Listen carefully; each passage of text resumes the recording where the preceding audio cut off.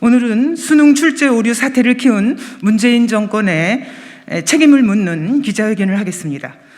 수능 출제 오류 사태 키운 문재인 정권, 학생들에게 사과하고 책임져라. 15일 서울행정법원은 수능시험 생명과학 2 20번 문제가 명백한 오류라고 판결했다.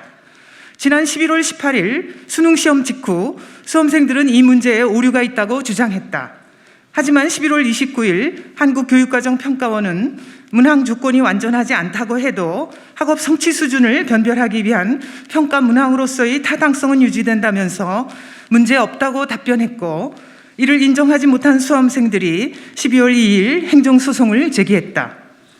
이에 법원은 판결문에서 이 문제에는 명백한 오류가 있고, 그러한 오류는 수험생들로 하여금 정답항의 선택을 불가능하게 하거나 적어도 심각한 장애를 줄 정도에 이른다고 말하며 학생들의 손을 들어주었다.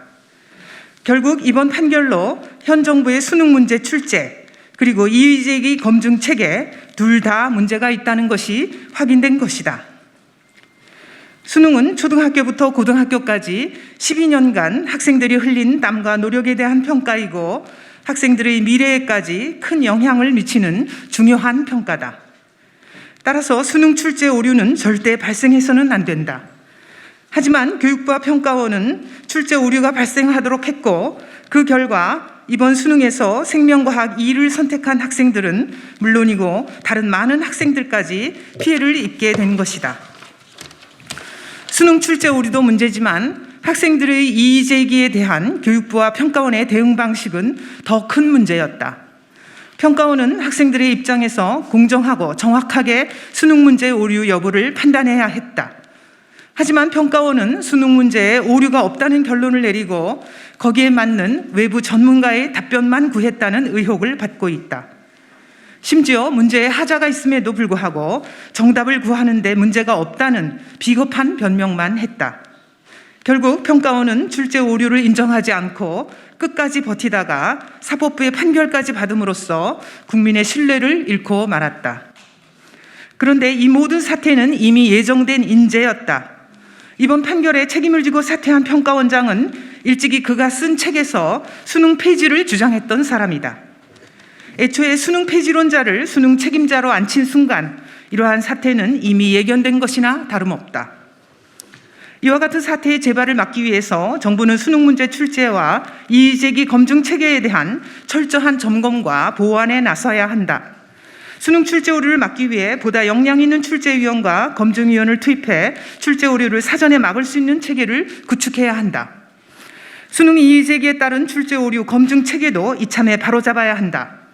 출제 오류가 발생해서는 안 되겠지만 만일 이의가 제기되면 교육부와 평가원의 눈치를 보는 단체나 전문가가 아닌 오류 여부를 제대로 검증할 수 있는 학회나 전문가를 통한 객관적 검증 체계를 구축해야 할 것이다.